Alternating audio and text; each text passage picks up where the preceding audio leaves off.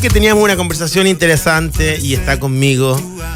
No necesita más presentación, aunque vamos a entrar a surfear en el mundo del reggae, de la música. Quique Neira, Hola. 30 años de carrera, ¿cómo estás? Bienvenido a La Clave. Bien, encantado de estar aquí. Gracias por invitarme, por permitirme llegar a la audiencia de la radio que es tanta y de poder contar algunas novedades, ¿no? Sobre todo esta que tiene que ver con este nuevo disco que me ha tenido dando vueltas por la prensa en el último tiempo y que me ha permitido contarle a la gente lo que es este disco que da inicio a mi camino hacia los 40 años. O sea, ya estoy cumpliendo 3 décadas. Técnicamente son 3 décadas. Llevo más de 3 décadas haciendo música, lo que es bien notable, porque, bueno, de más está decir lo difícil que es, pero yo he tenido la suerte de poder, en 3 décadas distintas, tener la posibilidad de poner una canción mía en el oído de la gente, y eso es un privilegio que no todos viven, y estoy contento por eso. Es bonita reflexión, sobre todo considerando que lo que tenemos en nuestros oídos es el reguero, parte también es single dentro del disco. El nuevo disco. El reguero. Claro. Y vamos a hablar en profundidad del reguero.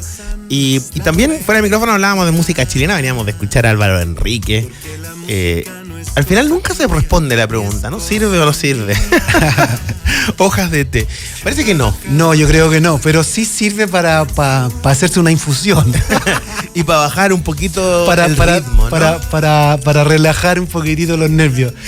Sí, bueno, de más está decirlo mucho que se le admira y se le quiere a Álvaro, un tremendo artista, un gran músico chileno que ha hecho historia de la buena y que es influencia positiva para muchos músicos que somos un pelito más jóvenes, que hemos podido tener en él una referencia de cómo hacer música bonita, ¿no? Interesante reflexionar al mismo tiempo que hay que decir algunas cosas y contemporaneizar la conversación, ¿no? Ponerla en su contexto.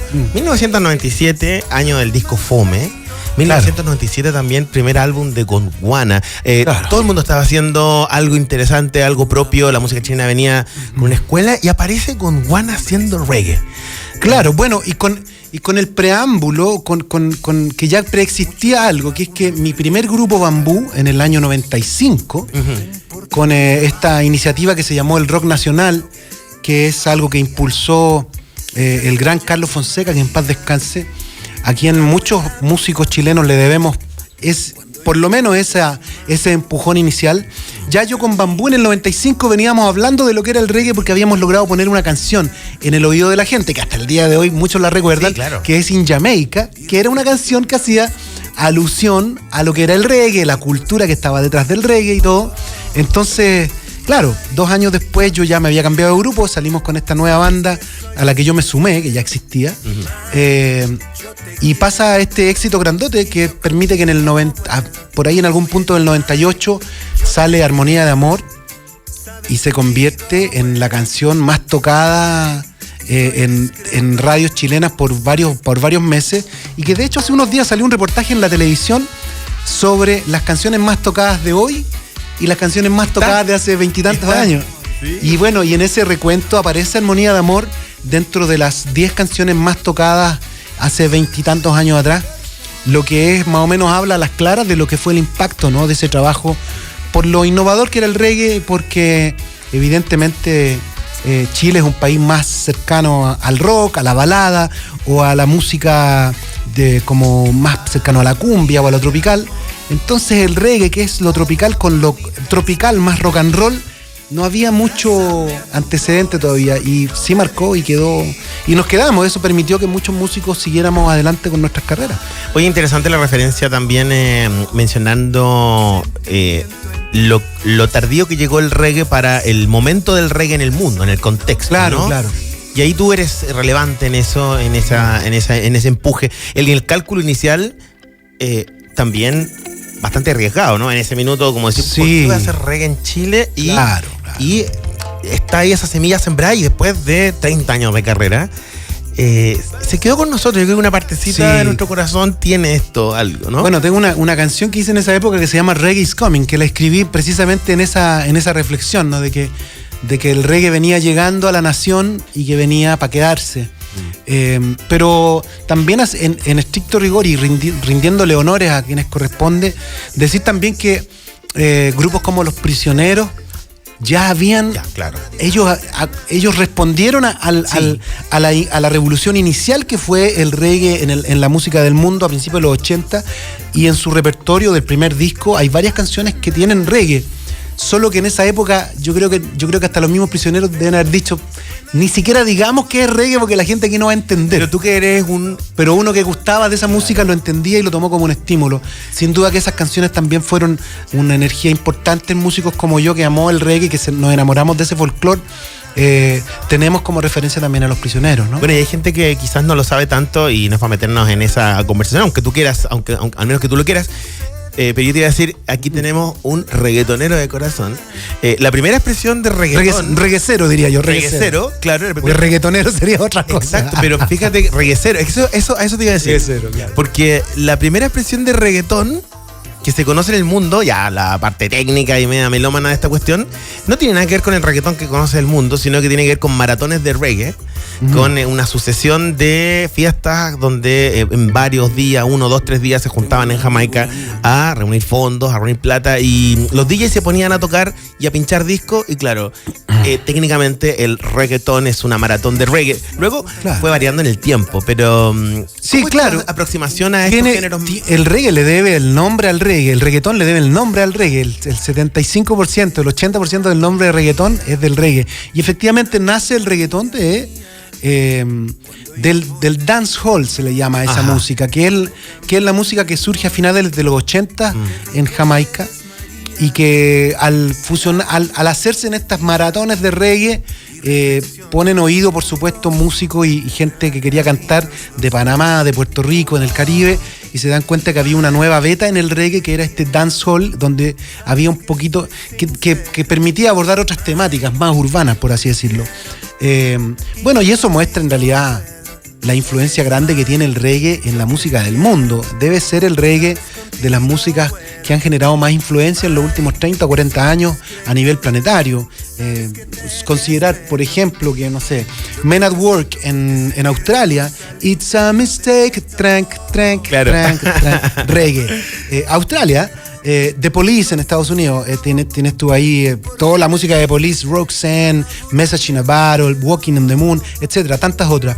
En Estados Unidos tenés tú, qué sé yo, No Doubt, por mencionarte una más reciente, sí. Pero el reggae está metido en todo. Se logró un arraigo muy potente al punto que incluso logró, no obstante, nació en inglés, porque el reggae es una música que nace en Jamaica, que es una cultura angloparlante. No obstante esa barrera tan potente que algunos géneros no logran cruzar, el reggae logró llegar al mundo hispanoparlante y hacerse un medio de comunicación, un género de música que permitía comunicar en castellano, y eso no lo logra cualquier género. Sí, y además, para quienes nos están recién sintonizando, estamos compartiendo ideas y conversando con Quique Neira sobre sus 30 años de carrera, próximamente en cines 40 años de carrera. Claro, es que ya voy, mira, en estricto rigor, yo partí en abril del 90.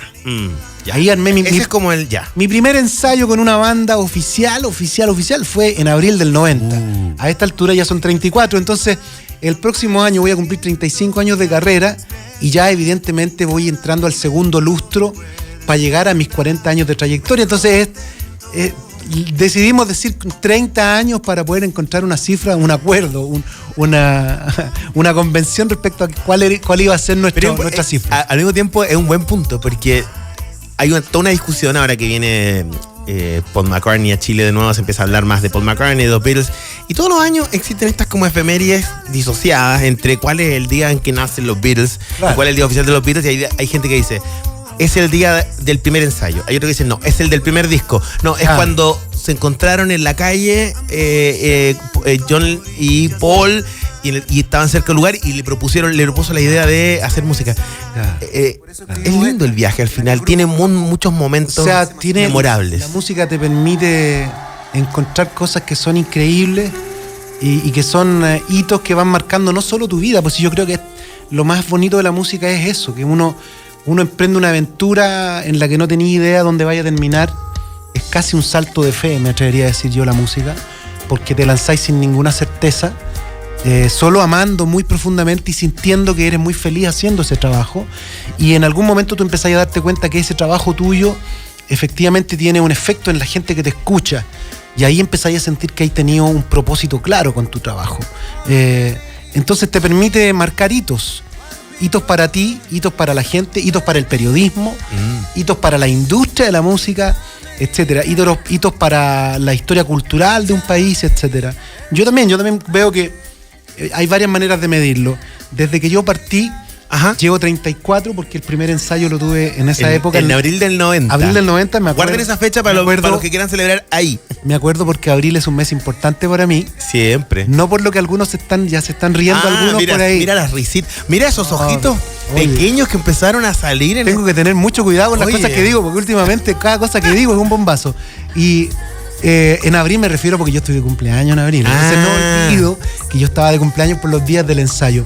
34 desde ese punto de vista, pero también, claro, voy a cumplir el próximo año, son efectivamente 30 años desde que lancé mi primer álbum, con Bambú, el 95. Sí. Entonces, bueno, por ahí va, llegamos como a un compendio entre todos los elementos. Bonita la música. Bueno es que hay razones para celebrar y razones para también poner esa bandera. Es bonita esa bandera. Disco que cumplen 40 años, Born in the USA de Bruce Springsteen, Careless Whisper de George Michael. Es un tiempo más que prudente para decir que estamos haciéndolo bien, ¿no? Es que tú ahí decís, pucha, esta canción, oye, cuántas cosas viví escuchando esta canción. Y cuántas generaciones también se conectan. Yo me acuerdo cuando iba escuchando ese álbum de tal artista, y yo escuchaba esas canciones justo en la época en que yo, estaba empezando en los estudios de música, por ejemplo.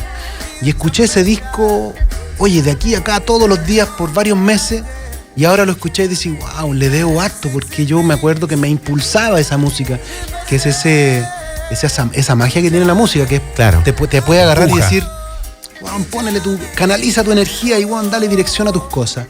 Yo recuerdo canciones a las que les debo mucho, y eso le pasa, imagínate que nos pasa a nosotros los que creamos canciones, con mayor razón le pasa al público que las escucha. Oye, me encanta tu reflexión. Estamos conversando con Quique Neira, y a propósito de reflexiones, hay una que está incendiando las plataformas digitales. Podemos tener una oportunidad de compartir ideas, de más que preguntarte cosas, sobre esta frase que más encima como que agarró vuelo, y voy a contextualizar. Hablaste sobre el estallido social y dices, siento que nos usaron, me siento utilizado como artista, / voy a citar a Brian Eno. Brian Eno tuvo una reflexión un tiempo atrás diciendo que los músicos o los artistas, así lo dijo, somos comerciantes de sentimientos. Nadie se puso a criticarlo, al contrario, aplaudían esa profunda reflexión. Y una frase sacada de contexto puede incendiar la pradera, como está empezando a pasar con esto. ¿A qué te refieres con me siento utilizado como artista? Claro. Es un sentimiento que también uno puede profundizar en él, ¿no? el periodista me preguntó que a tantos años, a 5 años ya de lo que fue este fenómeno social que vivió Chile, con el conocido como estallido social en inicio, después le pusieron varios nombres. Para mí todavía sigue siendo como el estallido social, porque efectivamente yo soy de los que cree que Chile vivió eso, porque efectivamente en la ciudadanía había un sentir, había un algo, como un clamor que estaba como aguantado. Y que ese día, en esos días de octubre de ese año, explotó, como que no aguantó más. Se reventó una cañería por donde salió un montón de cosas que la ciudadanía efectivamente sí tenía muchas ganas de expresar, sobre todo a la clase política, que son los encargados de dirigir un poco los destinos de un país. Entonces el periodista me pregunta a mí qué era lo que yo sentía respecto a 5 años de eso. Y yo le digo, mira, yo pienso, ahora a esta altura, yo creo que en realidad nos usaron, la clase política nos usó. Y así como nos usó los artistas, también usó mucho a la gente. Nos puso en un plan de salir a las calles, de manifestarnos, pero en el fondo uno salía como... Uno se sumaba a las manifestaciones creyendo que se hacía por algo, y en realidad por abajo estaban los intereses políticos tratando de llevar esto para poder llevar agua a sus propios molinos, y no agua a los molinos de la gente, que eran los que estaban movilizados en la calle y todo.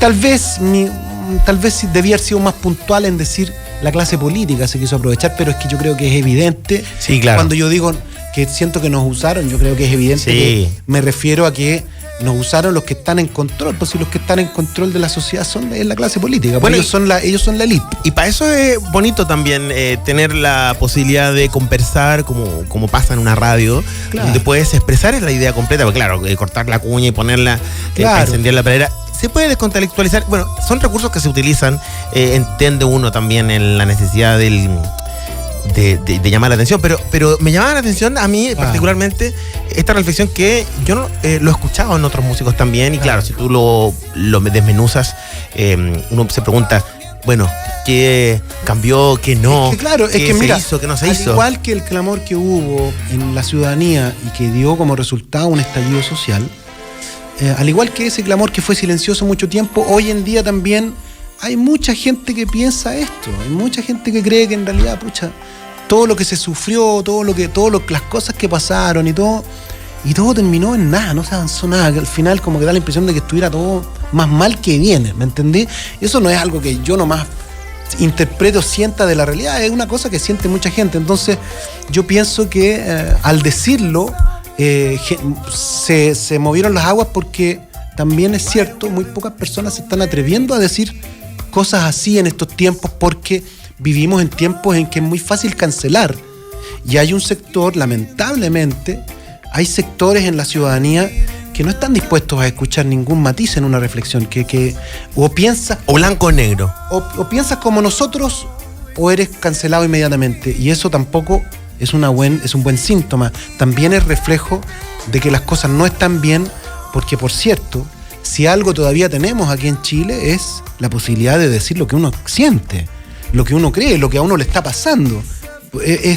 Es por eso que se luchó contra una dictadura en este país, precisamente para que la ciudadanía pudiera decir lo que siente. Ciertamente. Porque vivimos en una época en que no podíamos decir nada. Claro. Y ojo, eso a mí no me lo cuentan, no es por Claro. lo que yo leí. Sí, yo lo viví, sí. porque yo tengo 51 años y yo viví en esa época, y vaya que era distinto, vaya que es distinta una democracia a una dictadura. Las democracias son perfectibles de mejorarse, de arreglarse, pero no son perfectas, claramente, pero se pueden mejorar, y creo que es fundamental para ese mejorar de las democracias el que entendamos que tenemos que ser capaces de dialogar y entender que somos todos distintos y que cada persona tiene derecho a interpretar la realidad de alguna manera, pero que lo importante es, cuando se busca el bien común, tratar de entendernos, de respetar al que no piensa como tú, para tratar de buscar los puntos de encuentro. Así funcionan las sociedades civilizadas. Quique Neira está con nosotros aquí en la 92.9, y mientras hablábamos de esta reflexión, de fondo teníamos algunas canciones que nuestro control, haciendo un diálogo subtexto bonito, culpable o no sonaba, miénteme, ¿no? Como siempre, quizás ese sentimiento representa, bueno, ¿qué manera, es ¿no? lo que la gente siente de parte de la clase política? Claro. Que nunca nos dicen la verdad y que siempre nos están engañando con verdades a medias, ¿no? Oye, Hay otra canción de mi disco nuevo, de donde viene el del reguero. que se llama Élites, que es un raspacachos muy ad hoc, Mira. precisamente a las élites, a cómo finalmente ellos te hacen creer que puedes tú tener la oportunidad de escribir la historia, pero al final siempre la escriben ellos. Y eso es parte de las reflexiones que estamos teniendo a esta hora de la tarde con Quique Neira a propósito del lanzamiento de su más reciente álbum. Ajá. El Reguero. El Reguero. ¿Qué es el Disponible en todas las plataformas, por cierto, en Spotify, YouTube, Deezer, etc. Oye, yo cometí un error conociendo que estaba haciéndolo, pero tú me ayudaste a entender y diferenciar. El reguero, reguecero. ¿Qué es el reguero y qué es un reguecero? Pero mira, es que un reguero es un curso de agua, es de donde se distribuyen las aguas en los cultivos. ¿A eso te refieres con el reguero? El reguero me refiero yo hago un análisis en el fondo a que existe un reguero para los que escribimos canciones. Hay un curso de agua que está invisible, que está en el universo. Por eso que ocupo la flor de la vida en la carátula, porque tiene que ver con las matemáticas universales y etcétera. Es desde ahí, creo yo, es como donde nos conectamos quienes tenemos el don de escribir canciones, escribir poesía y música. Nos conectamos con ese reguero universal, y desde ahí brota la inspiración que nos permite contarle canciones a la gente y aliviar en la vida cotidiana de las personas con una melodía o con una frasecita bonita. Por eso se llama El Reguero. Pero además también, así tiene como algo de... podría fácilmente una persona que escucha reggae ser un reguero. claramente. Podría ser. También hay un juego de palabras. Hay un juego de ahí, palabras en eso. sin duda. Oye, increíble. Vayan a escuchar este disco más reciente de Quique Neira, El Reguero, que está celebrando 30 años de trayectoria. Hay que hacer honor también a todo el recorrido en tus bandas previas, en los movimientos incipientes, en esos primeros ensayos de abril de 1990. Claro, buena fecha, buena cosecha en esa. Oye, ¿has mejorado? No sé si tanto. Yo soy medio... A mí me gustaba... ¿Puedo decirlo con todas sus letras? Estamos en la clave, aquí no hay... A mí me gustaba la marihuana más old school, más de escuela antigua, porque encuentro que la marihuana que circula hoy en día está demasiado intervenida. Y cuando digo intervenida, o sea, sumamente cruzada y todo. A mí me gustaba más el cogollo clásico, que olía rico, pero que también era más natural. Hoy en día hay unas cosas que andan dando vuelta por ahí que tú no sabís qué es realmente. No sé, a lo mejor deberían ponerle incluso un nuevo nombre, porque ya parece otra hierba. Pero, como te digo, yo soy más old school. Me gusta esa hierba antigua, creo que tiene... que es menos electrónica. La de hoy en día la encuentro buena está expresión. medio eléctrica, sí. No me gusta tanto. Media de beat. Muy Blade Runner. Claro. Muy Blade Runner. Y yo soy... De vinilos. Claro, yo soy de más... vinilos y cassettes. Yo soy más Indiana Jones. Para no mencionar una película que no tenga a Harrison Ford. No, está perfecto. Oye, Quique Neira, de verdad, ha sido un agrado compartir contigo. ¿Hay fechas pronto? En julio tuviste fechas, no sé si te quedan algunas. Claro, voy a tocar este sábado, 13 de julio, voy a estar en el Beer Fest de Copiapó. Vamos con todo el equipo para allá. Ya. Banda completa, con un concierto de reggae, con este tour ¿Tour karaoke? Es mi tour karaoke reggae, que se llama así porque en más de 30 años son tantas las canciones que yo he puesto en el oído de la gente que mis conciertos parten y la gente no deja de cantar de inicio a fin. Entonces se llama karaoke reggae. Y hay hecho cover, yo sé por qué la gente puede cantarlos a todo chancho, ¿no? Estamos escuchando Perdóname. En reggae quedó fantástico. El clásico de Camilo Sesto. Oye, eso ya antes de cerrar, yo sé que estamos un poquito pasados. Le pido disculpas a mi jefe de la hora, que está al otro lado. ¿Cómo elegir una buena canción para que se convierta en una buena versión de reggae? Mira, el reggae es un canal de expresión de música popular, folclórico de Jamaica. Todo, y las canciones son sentimientos. Cada canción que tenga un sentimiento que te mueva, que te toque, es una canción que puede estar fácilmente puesta en clave de reggae. Si la canción te emociona, no importa que sea, de hecho, la canción que sea, del estilo que sea, del compositor que sea, si la canción te produce, te eriza la piel, esa canción fácilmente puede tener una versión reggae. Así es simple. Así es simple. Bien, los consejos, las conversaciones, las reflexiones y también una mirada nostálgica a las buenas hierbas. Quique Neira, gracias. Otra cuña ahora. Otra cuña. Se la mandamos al tiro por WhatsApp. No. Gracias a La Clave por invitarme. Por supuesto. Gusto, bienvenido siempre. Gracias. Nos quedamos con El Reguero, parte del nuevo trabajo de Quique Neira. Estás en la 92.9.